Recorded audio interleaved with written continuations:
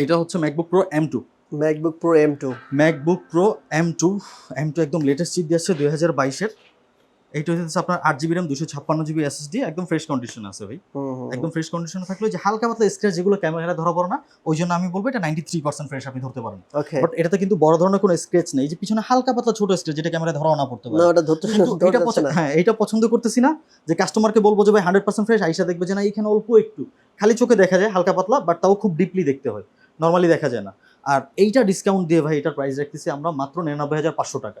99,500 টাকা with box charger everything. হ্যাঁ, ল্যাপটপের যে এতগুলো মডেল, আমি এইচপির ভিতরে যদি বলি, এইচপি এনভি আছে, প্যাভিলিয়ন আছে, শুধু এইচপি আছে, জেডবুক আছে, এইচপির ভিতরে যেটা ফায়ারফ্লাই সিরিজ আছে, এইচপি ফিউরি আছে, এইচপির এলিট বুক আছে, প্রো বুক আছে, দেন এইচপির ভিতর আরো অনেকগুলো ড্রাগন ফ্লাই সিরিজ অনেকগুলো আছে। লেনোভোর ভিতরেও কিন্তু আপনার লেনোভো থিংকপ্যাড X1 কার্বন, শুধু থিংকপ্যাড এল সিরিজ, পি সিরিজ, অনেকগুলো সিরিজ আছে, কিন্তু এগুলোর মিনিং আছে, অনেকে গুগল করলে পাবে। যেমন ধরুন এইচপির জেডবুকের এই সিরিজ যেটার কথা বললাম আমার খুব প্রিয়, এটা হচ্ছে ওয়াটসন সিরিজ। আচ্ছা এটা হচ্ছে খুব রাফ টাফ কাজ করার জন্য।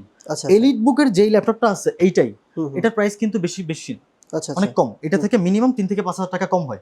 যেমন ধরেন এইটা হচ্ছে HP ZBook firefly core i5 এর 10 generation, 16GB RAM, 512GB SSD, 14 inch full HD display, battery backup থাকতেছে 4 থেকে 5 ঘন্টার মতো। এটা হচ্ছে রাফ টাফ কাজ করার জন্য workstation device, military grade 810 certified. তো এইটার প্রাইসটা আমরা রাখতেছি মাত্র 41,500 টাকা।